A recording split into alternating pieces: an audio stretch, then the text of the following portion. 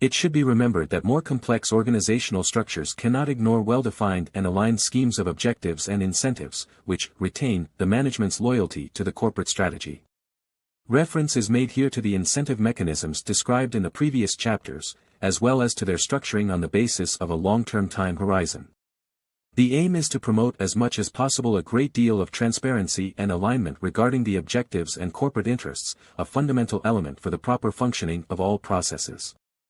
Secondly, several studies have shown that in companies where there is no active investor, management salary levels often do not reflect the actual contribution of the team to the creation of corporate value. From this point of view, the presence of the investor can in some respects be an opportunity to restore a correct monitoring of the performance and activities of the management. Finally, as already discussed in the previous chapter on investments, within the evaluation process the investor also analyzes, according to a management due diligence process, the structure and managerial skills present in the company. The investor's intervention can therefore be functional to attract new qualified personnel, whose entry can be facilitated and promoted by the investor's activity. According to some research conducted by McKinsey, based on the observation of the transactions carried out by 11 private equity companies with a track record substantially higher than the market average, in 83% of successful investment cases the operator provides for the contribution of external expertise, through the strengthening of management, even before the closing of the deal. Another very important activity for which private equity operators often intervene to support the entrepreneur or the management team is the drafting of a well-framed and shared development plan, business plan.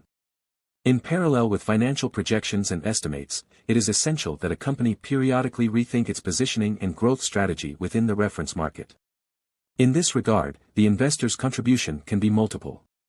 First of all, the preparation of an industrial plan must start from an activity of framing the company reality, its organization and the strengths and weaknesses of the structure and business model. These considerations are very often not dealt with in a structured way, due to the effect or absorption of the managers in the day-to-day, rather than the lack of a real need to communicate to third parties. We should also consider that this work cannot ignore the analysis of the external reality, that is, the macroeconomic and sectoral framework. The intervention of the private equity operator can therefore prove to be an opportunity for the company to stop and think about market changes and their implications in the various aspects of its operations. It should be considered that in many cases this activity is something completely new for a company, in particular for entrepreneurial realities or family businesses that have always been private. For this reason, the drafting of the company business plan takes on the role of an extraordinary process, which must be properly planned and conducted. The main objective is, therefore, to create greater alignment and a greater sense of belonging for the main figures responsible for primary decision-making processes. This element, which is difficult to neglect, is at the basis of the overall improvement in company management performance.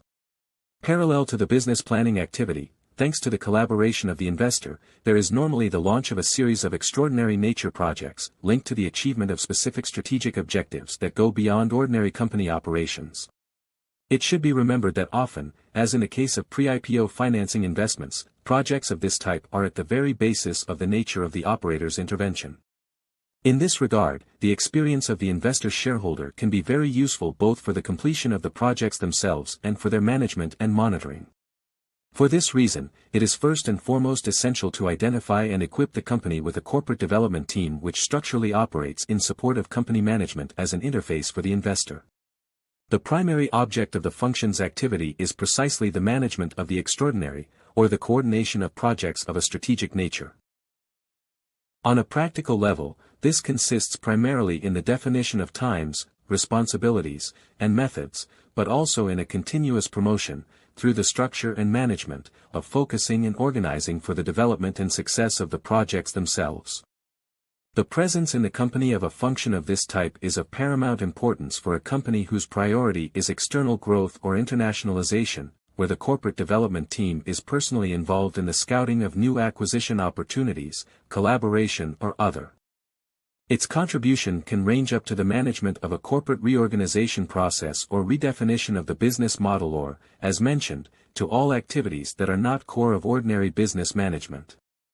On the basis of practical experience in literature, it is possible to highlight how in support of this activity it is essential to provide some tools and occasions that make it easy to align all the parties involved and help keep track of the progress of projects, reporting any points of attention.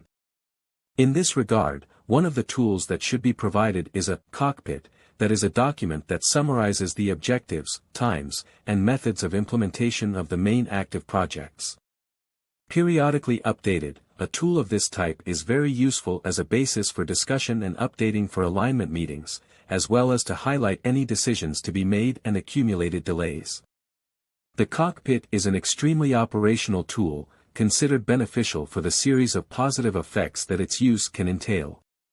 First of all, its adoption, thanks to the clarity necessary in defining coordinators and work teams for each site, has an effect of making the resources involved responsible.